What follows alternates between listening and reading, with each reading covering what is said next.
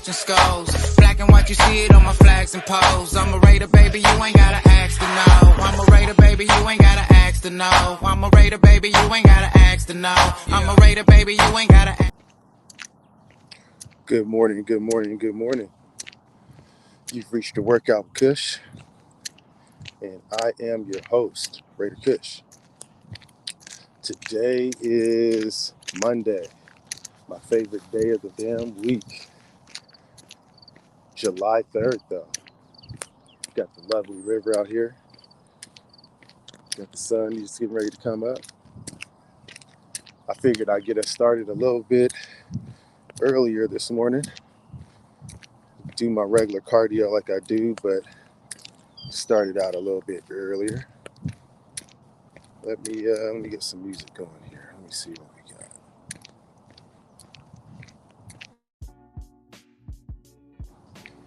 Get a little music going.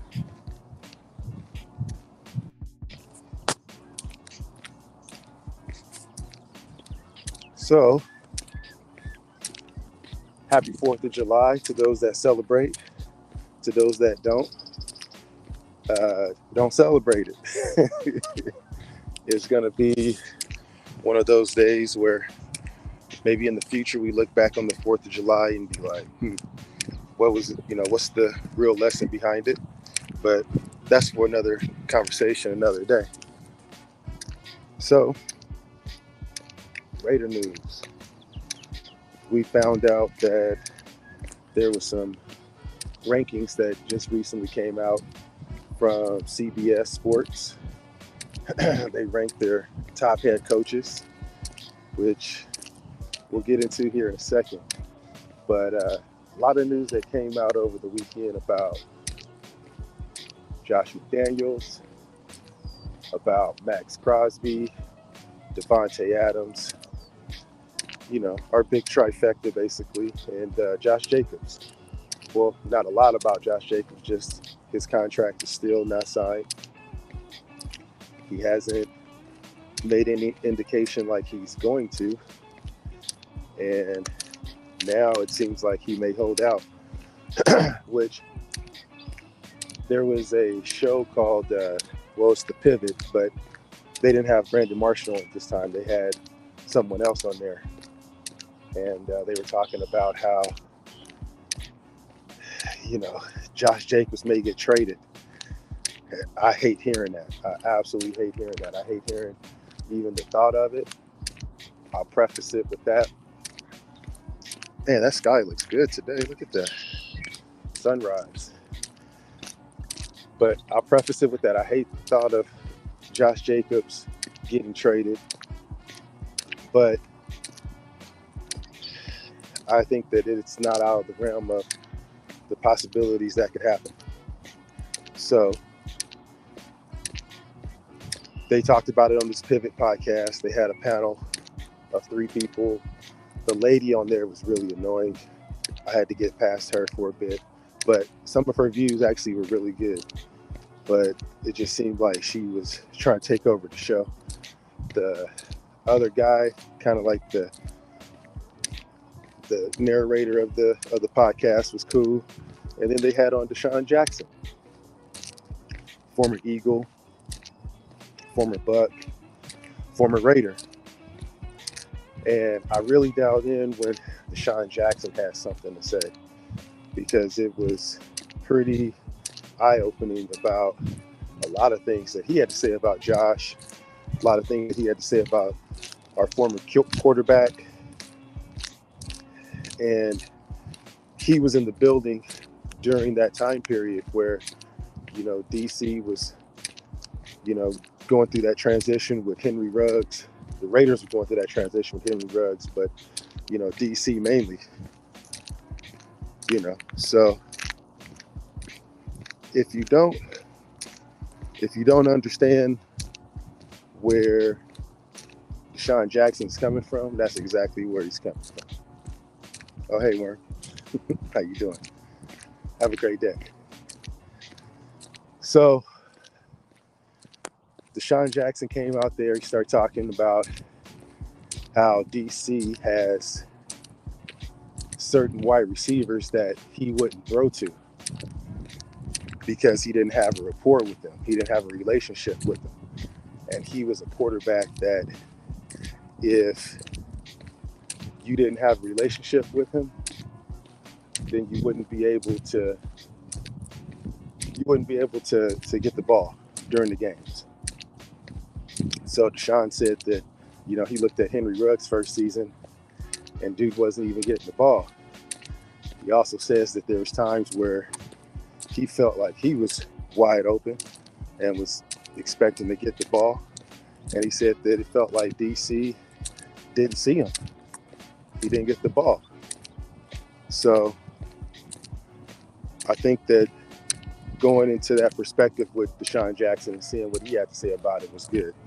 Because when you look at how that next season, how Derek Carr took that dip and really didn't throw to many other people, and even during that season, you would see Deshaun Jackson get open, and Deshaun made some stupid mistakes too. He made some really idiotic moves as well. But you look at how DC has developed over time some of the rapport with his receivers. And I mean, what was it, Zay Jones? You look at the development of Zay, and Zay had to go out there every day and practice with DC in order for him to get the damn ball. So I feel that. And I think that Deshaun's coming from a truthful place when he's describing it. So now you look at also what he said about Josh. He said that he feels like he possibly won't hold out, but it's not out the realm for him to be traded. And the one thing that's coming up now, man, that's a big season. Oh my God. The one thing that's coming up now is Le'Veon Bell. And his contract negotiations when he was in the league, I guess he's not in the league anymore, and how he sat that year. And in my perspective, it looked like that wasn't the best move to take. So Deshaun's coming from a perspective of, let's give it some time. Let's let these guys go out there and get a break, but not take that year off. If you got to sit out your training camp, but get in there and get your money and then negotiate that contract. So yeah, I think it was a good podcast. I felt like it was good perspective on what was going on the inside of the building during that period when Ruggs had went down and there was no help and they needed to call Deshaun Jackson. And I felt like he was at least a half decent playmaker that still had some juice left, and he just didn't get it. So now you got to look at the current situation with the receiver room, and he talked about Devontae and how this room, the wide receiver room, looks like it's still productive, it's still doing their thing, but it's just not quite there without Devontae. Some of these other guys are going to have to develop. I agree with that as well. So if you missed it, go check it out. The Raiders were in kind of the limelight for a lot of national news today too, or over the weekend. Good Morning Football talked about us. I forget the guy's name, but the guy that does the angry runs, he was talking about how we never really talk about Patrick Mahomes and how we need to get past Patrick and how he is, or the Chiefs have, been the one team that we can't get past. And in order for us to keep going and to progress in the playoffs, we got to have that win against the Chiefs. And we play against them on 2 holidays this year. So that was the first time I realized that we're playing against the Chiefs on a holiday twice this season. So we're gonna really see what this Raider team is about, which brings me to my next conversation about how Josh McDaniels from CBS Sports, they've ranked him as the number 30th, 30 head coach in the league. Now, I don't know how I feel when I first read that. At first I was upset. And I'm like, nah, there's tons of other coaches that are worse than Josh McDaniels. But if he can't get it together this season, and he's the 30th ranked head coach, and he's coming into his third or fourth season as a head coach total with a 17-28 record, that's bad. That's horrible.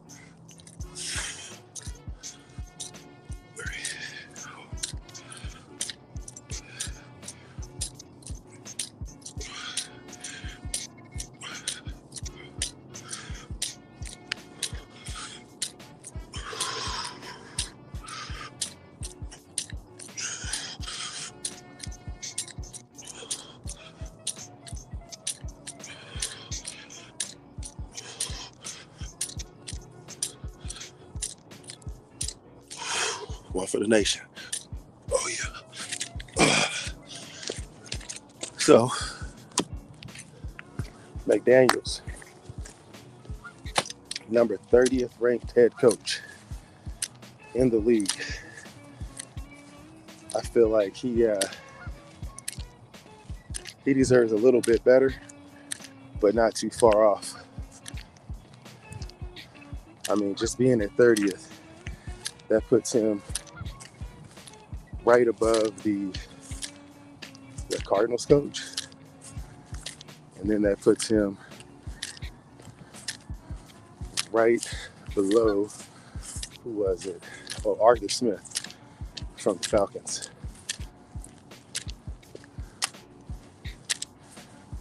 Who I don't even know who Arthur Smith is or what he's about.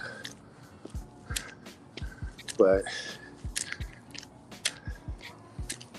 they have him ranked better than our head coach. It's horrible. So that's all bad. People out here fishing, they're getting it early. I like it. So Arthur Smith is above our head coach, and he's ranked number 30. The next head coach that's ranked in our division is the Chargers head coach at 20. I believe he's at 23, which I can agree with that. They made the playoffs last season, and from what I'm reading as well, he's probably on the hot seat too. And if the Chargers don't get a playoff win this season, it seems like that's what their expectations are, is not just the playoffs, but a playoff win this season, then I think Coach Staley's going to be gone from the Chargers. And the whole staff, they say they're going to blow up the whole building if they don't get that playoff win this year. So I can see where they're 23. He has a new young coordinator in Kellen Moore. I like him a lot. I feel like he brings a lot to the table. So with the addition of him and all them heavy ass contracts they got this year, this is a do or die year. They won't have the same personnel the next year. They won't be able to afford them. Next up after that in our division, I believe at number 8 was head coach for the Broncos, Sean Payton. Now, he hasn't been coaching how many years? He was in the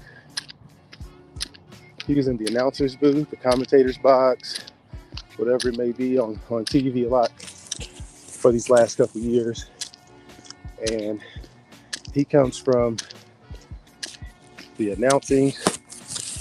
announcer's booth and the entertainment booth to the number 8 head coach of the league, according to CBS.com or CBS Sports, with Russell Wilson as the quarterback. So now that begs the question of, can we get, if we beat these guys, if we beat this great coach again, if their rank is so high, and we show that he ain't worth it, can we be able to get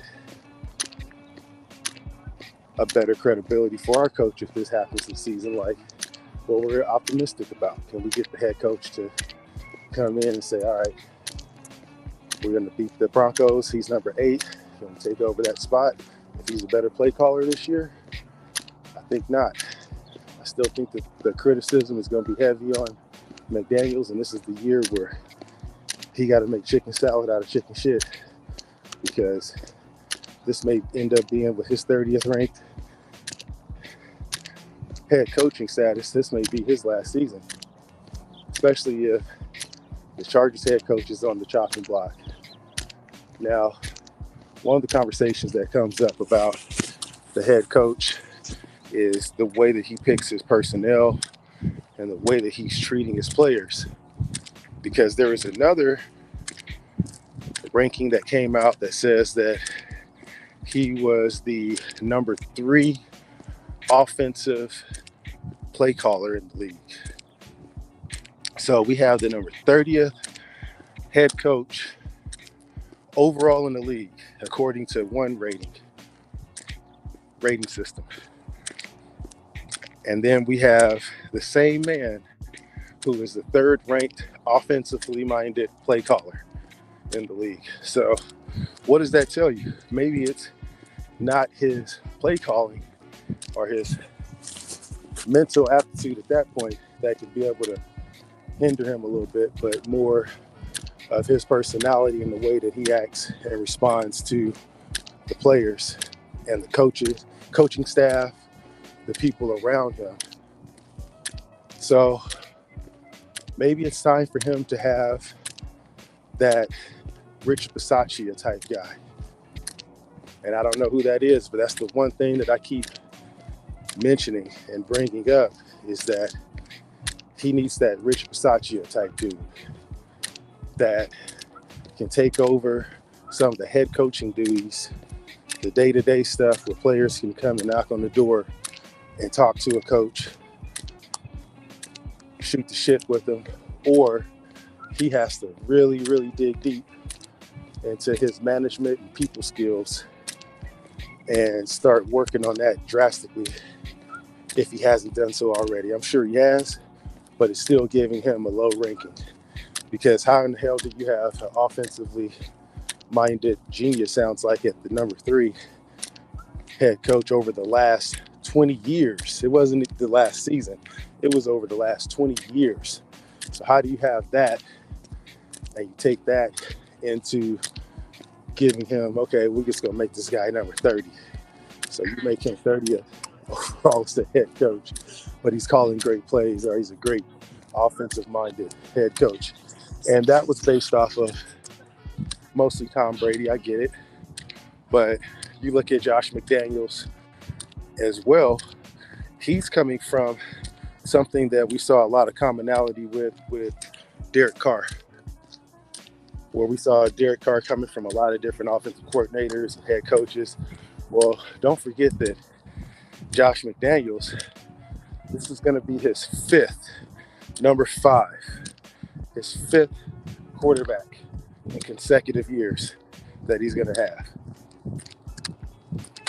with Jimmy Garoppolo, or whoever's going to be under center this year for the Raiders, in 5 years. So he's had 5 different quarterbacks in 5 years as a coordinator or as a head coach. So he gets a little bit of consistency, as well as maybe if Jimmy stays healthy.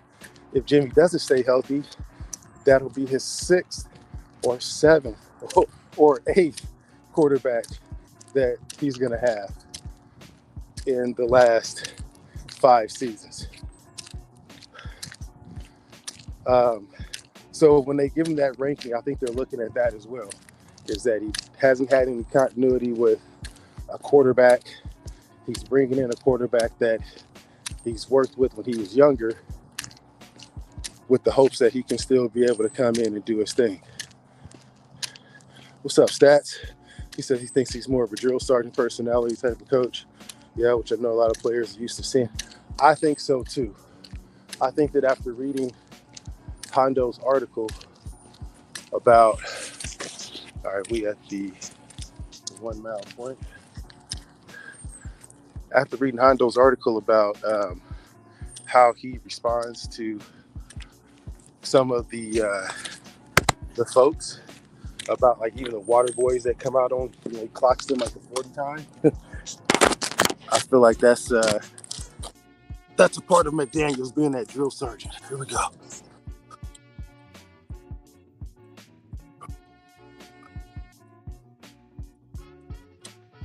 Morning.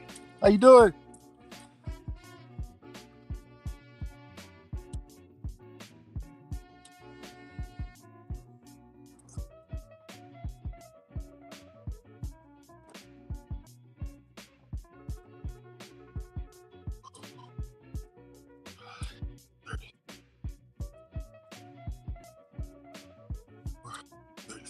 One for the nation. All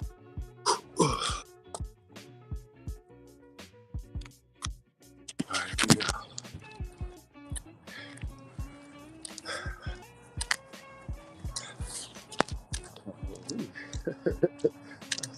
I smell it. It smells good. Ooh, somebody's making some good Kush. Smell it. Smells nice. But yeah, to get back to that, Stats, I feel like I feel the same. Like McDaniels definitely is like a drill sergeant type that he will shoot some ass out, and he don't care who it is, from the water and towel guys, the hydration staff, all the way down to the quarterback, the running back, and I'll bet you he's in on those contract negotiations too. Just saying. Okay.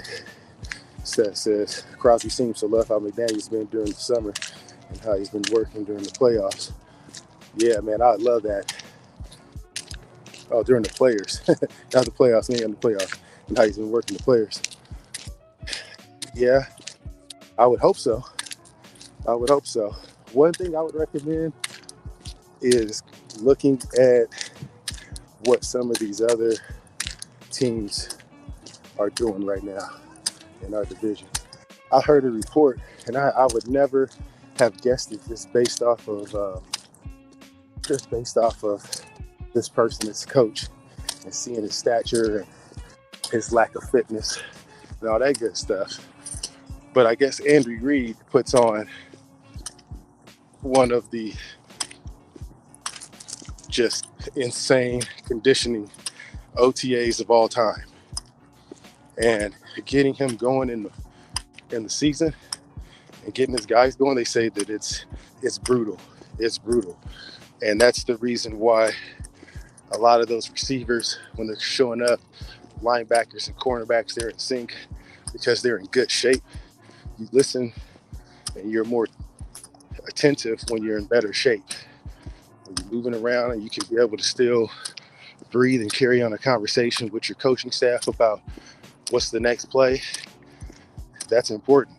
So looking around at some of the other coaching staffs and some of the other teams, they put on a hell of a off season for their players, as well as their OTAs and mini camps going into the preseason or going into training camp. But I do like that McDaniels is getting some praises from the players that are in the building.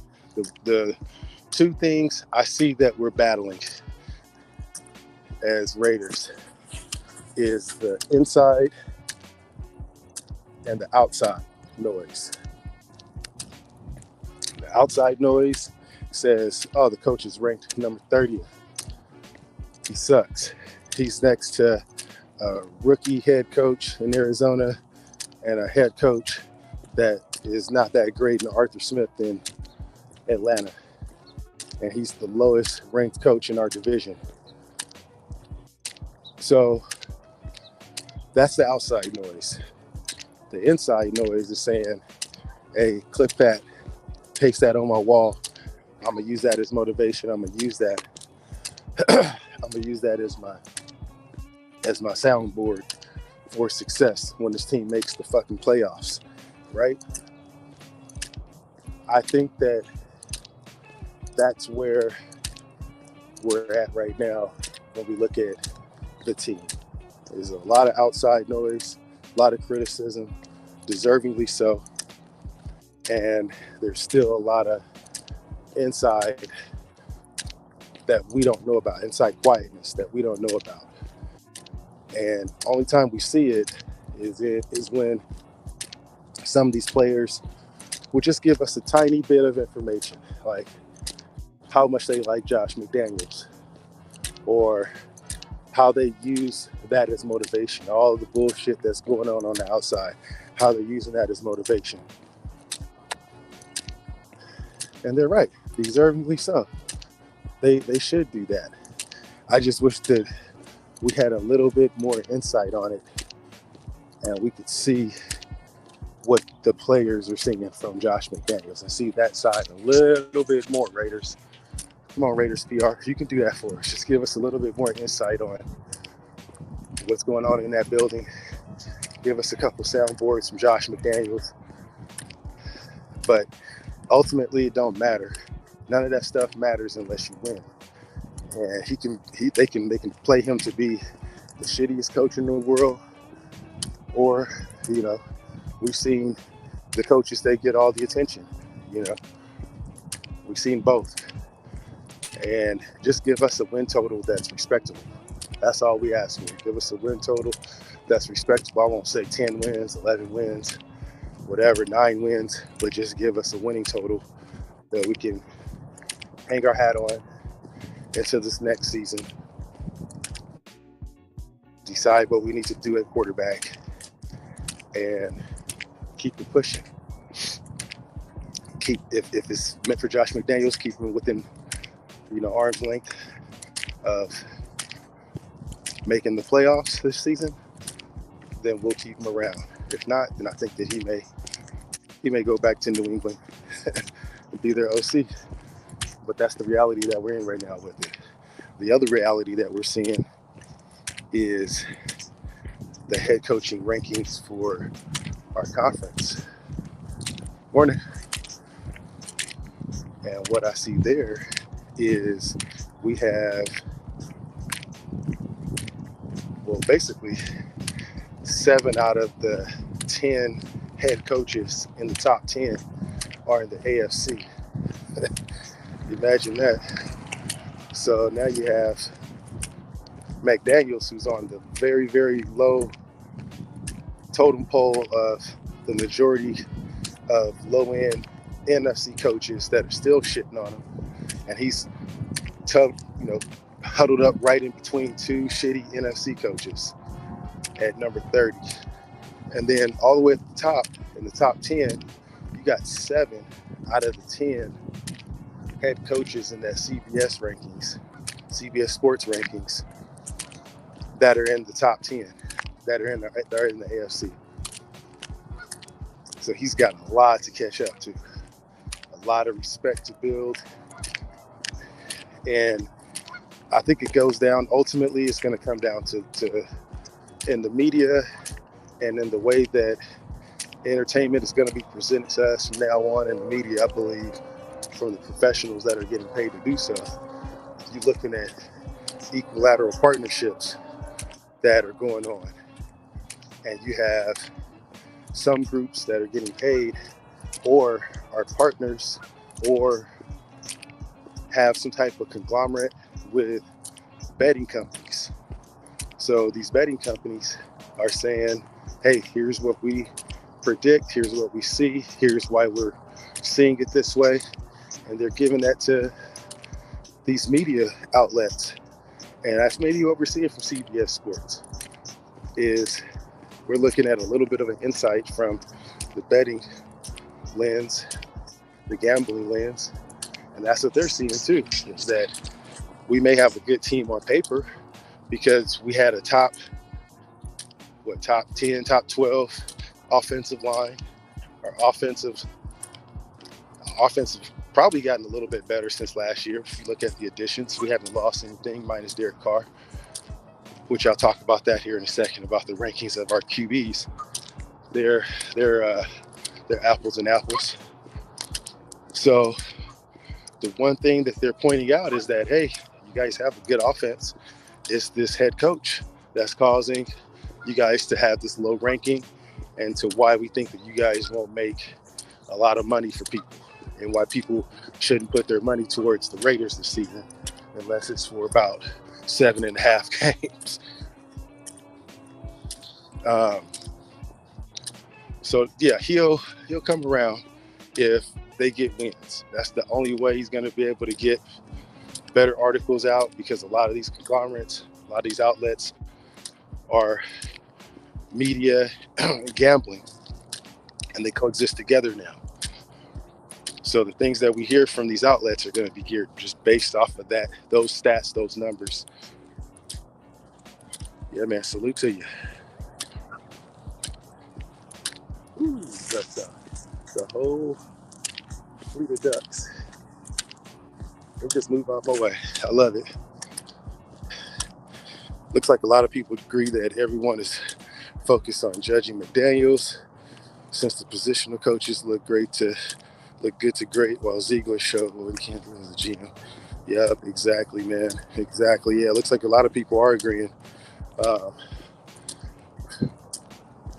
It seems like now we're starting to see a little bit of a separation between Ziegler, McDaniels, and the popular opinions court. And why is that? I think that we have to see what happens with this draft. We drafted a lot of players that have the experience. They followed a theme that they wanted. They wanted mature players that were leaders. And out of 9 draft picks that we picked up this year, 7 of those guys were team captains. So you add on the fact that these guys are team captains, they're leaders, they're mature, they're 5th-year seniors, the majority of them. And they're going into a team where you have to have maturity. You have to have discipline. You have to have a high degree of education and the ability to be able to pick up an offense or a defense or a playbook very quickly, schematics very quickly, and execute that on the field as fast as possible. So we're going to see that this season with the draft picks that they wanted, that they picked. Now, if we get these players and that ain't the fit that is going to be the factors to get us to get a couple more wins, then we won't see this ever again. We'll start seeing the same old Raiders where we sign free agent after free agent and we overpay them, and we just look off of the most popular players that are winning the Super Bowl or got a Super Bowl MVP. We've done that before. So now we're developing and we're getting players that are mature, that are at least on paper, through their opinions of their peers, they have the ability to be able to lead them, be the captains. And I like to see that. I want to see this side of the Raiders now. We haven't seen this part of the Raiders in a while. I mean, we did have Cleve Farrell, who was a great leader for that Clemson team. A lot of people had high praise to say about him, and that didn't work. So we've seen this before. We've seen where we've had players that just didn't match up skill-wise, but might have been great leaders at some point, but just didn't have the skills on the field to have people follow them. And we may see that again this year. We may not. And that's what I want to find out this season. That's what I'm really going to be looking and keeping an eye out for. But that degree of separation between McDaniels and Ziegler right now is very prominent. It's very eye-opening. Anybody can see it. And, to break that down, why? I would say mostly it's because of the media. It's Ziegler is in the press. He talks very personably to the media. He gets in front of a lot of reports, seems like, through podcasts, through some convenient means. He just conveniently found his way to his old student, on a podcast right before he got released, with Taylor Lewan. And he does stuff like that, So we don't see that with McDaniels. We don't see anything with McDaniels. And maybe that's what we need to do. Maybe we need to see that more of that side of Ziegler coming out. I talked about earlier about how maybe McDaniels needed him a Versace, right? He needs him a Versace that's going to be able to, calm the players down, talk to them about life, and the things that they need to talk about as men. And then you'll also have some folks that may think that Ziegler is that guy, in that building. You look at and I'm saying that because you look at what Davante Adams has said he said that he's never had a relationship with the GM and the head coach and the owner and everyone in the building like he has had with the Raiders. So maybe he's getting that mentorship or that conversation piece from Ziegler, or maybe from someone else that's on that staff that we're not aware about, that they do not mention. But the one player or the one person that they mentioned in that staff and that Davante takes pictures with says, my guy. He's always in the face of the media, and he's talking on podcasts, and he's talking about the culture and how he walks in the building and he looks at the pictures of Al Davis, and it motivates him and it pushes him and it drives him because he can feel his soul in the building and spirit. That's Ziegler, man. He's the guy that is, they talk about winning hearts and minds, and he's that guy. Ziegler is that Versace guy that's winning the hearts and minds, in my opinion. I say that because I don't hear from anyone else inside the building that even the players talk about him. The only thing we really have right now is what the players have been telling us. And they have been talking. God, that is the biggest seagull I've ever seen in my life. I wish I could sneak in on him or zoom in, but I can't. See the size of that bird? Yeah. Giant. Oh my God. That bird is huge.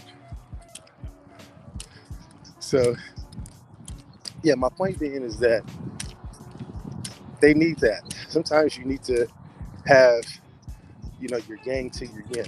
You got to have your yin to your yang. And maybe Ziegler is that guy that the players can talk to. Now, we also see where Ziegler can say he can turn that other turn and flip out and do something else too, where you see Josh Jacobs is tweeting bad business and how he doesn't like what's going on with whatever that's inside the building and how they're treating his contract situation. And you see what some of the fumbles that McDaniels has said, I call them fumbles, like flat out fumbles, man, for what he said in the media when he discussed Jimmy G not showing up to OTAs and mini camps and comparing that to Josh Jacobs last season. Two separate things. Josh Jacobs wasn't injured. Josh Jacobs was negotiating his contract to get paid, telling them, hey, I'm about to have a great ass season. I'm about to blow up. Let's get this going. Let's get me to sign this contract before you know, these numbers start to shoot up, and they said, no, we ain't giving you nothing. Go out there, go play, do your job. If not, you know, we got these other guys we just drafted, and they could take your job any day. And what happened after that? So those are two separate things. And you look at how McDaniels fumbled that in the media on the first fucking press day of the season. He fumbled that shit. You know what I'm saying? Fumbled it. Completely fumbled. So now it's going to be, what can McDaniels do to be like, no, I wouldn't say like Ziegler, but to be able to talk to us and just be real with us and tell us what's really going on inside the building and not be an asshole about it. Because that was a real sarcastic asshole way of putting it, to compare Jimmy G with Josh.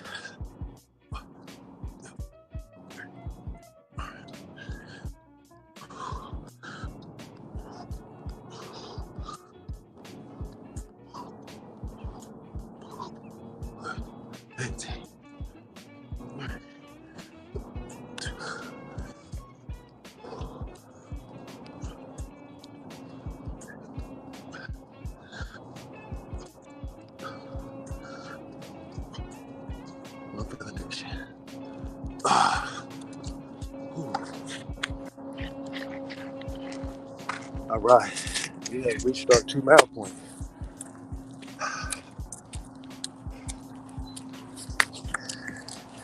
But yeah, to finish off that quote, McDaniels got to do more. That's what it tells us. He's got to knock this training camp out of the fucking park. He can't be out here doing the same bullshit that he did last year in the preseason, either sitting everybody and then having Josh Jacobs out there running like it was a playoff game. Like, come on. We gotta treat this like you're in your second year.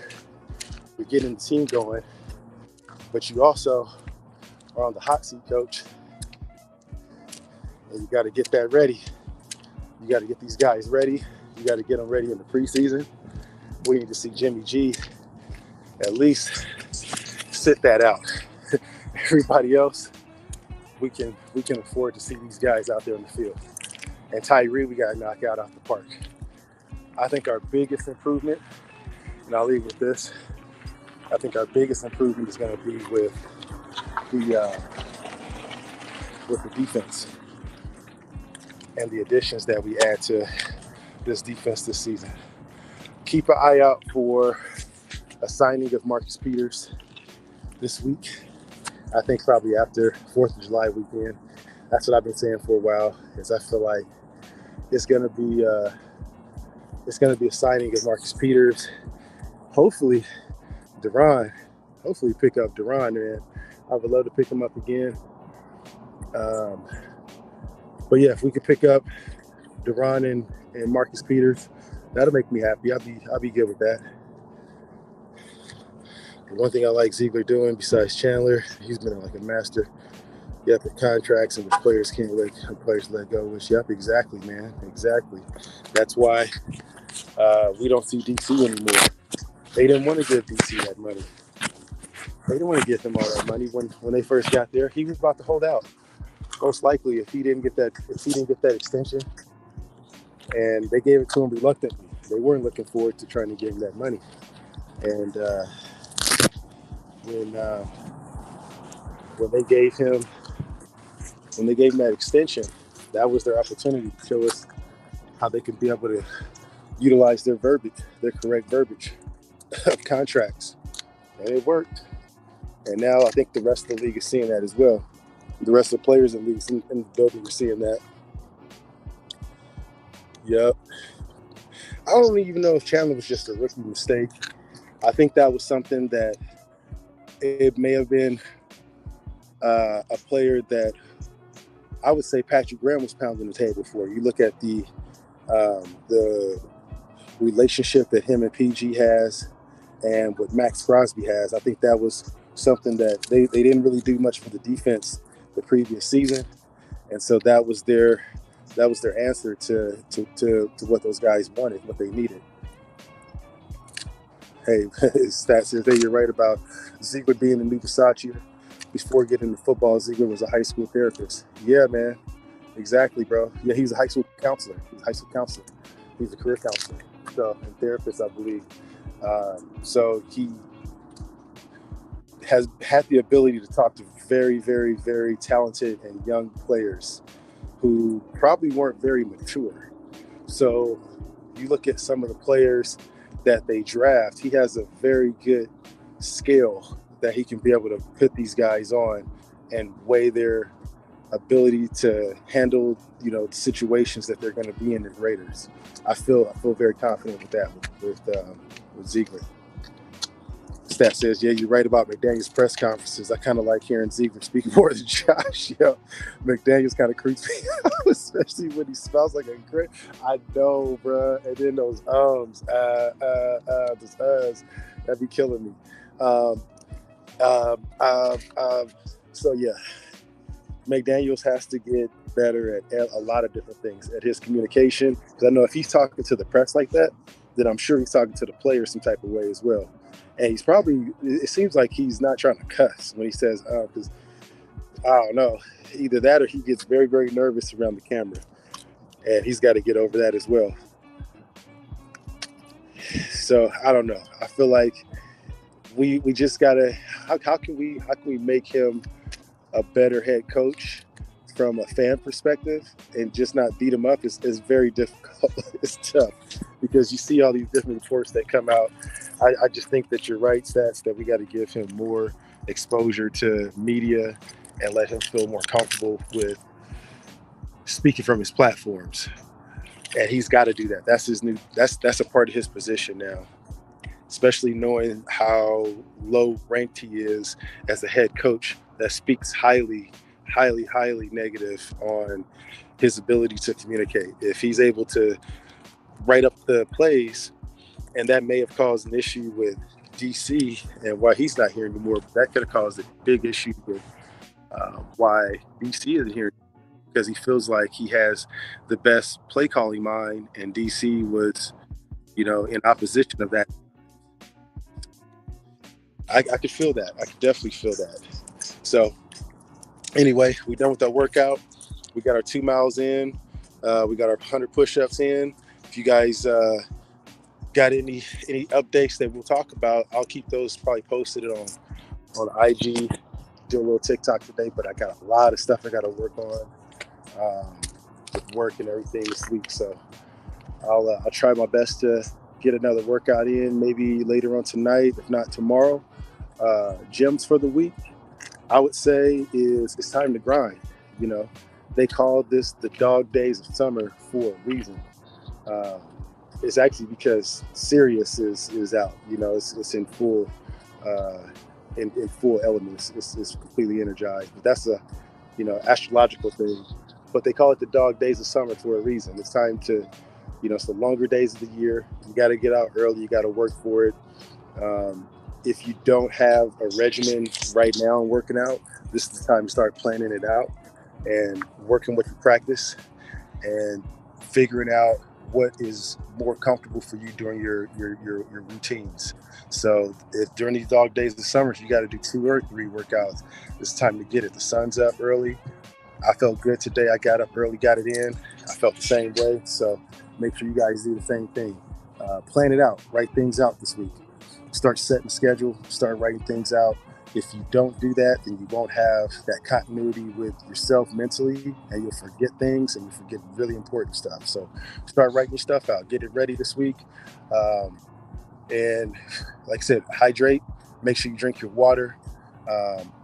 If you're losing weight, you're gaining weight, document it, write it down, start journaling, start, sharing that with other people, get you a vlog started, get you a YouTube started. One of the things I want to get into is a little bit more about, the content creation and what goes into that. So I'm writing that down as my goal this week, as well as my hydration goals, because it's getting hotter. It's getting a lot hotter. The storms that are hitting the southeast and the east coast, you guys be safe out there. The west coast is super hot right now, so make sure you guys are hydrating when you're working out. You're doubling your hydration, and you guys are getting as much protein and veggies as you can. It's a lot of good veggies and good stuff out there naturally, so get it in, and call your mom. You guys ain't talked to your mother in a while. Call your mother, and tell her you love her. All right. What does that say? Said he got his workout well at my job, night shift. Probably trying to get my gains by lifting and moving around. Hey, bro, any way you can. That's the way to do it. I had a homie that got absolutely yoked that way, man, by working at nights on moving heavy packages. He just would drink Ensures and just move those around all night. And that's how he got yoked. So, hey, keep up the good work, man. Keep up the good work. If you guys aren't following stats, make sure you're following my boy Raider Stats. He has some fire ass articles. I forget what his last one was, but I remember reading the one on Patrick Graham, and great article, by the way, bro. Great article. So Raider _ stats on IG and YouTube. Great brother, young cat. Make sure you guys will give him a follow as well. So that's going to do it for me for today. Again, I'll catch you guys tomorrow. If there's any other news that'll pop up, I'll hop on again. But in the meantime, stay hydrated, document the stuff that you need to document, keep your goals in line, and call your mama. All right? You guys take care. Just win, baby.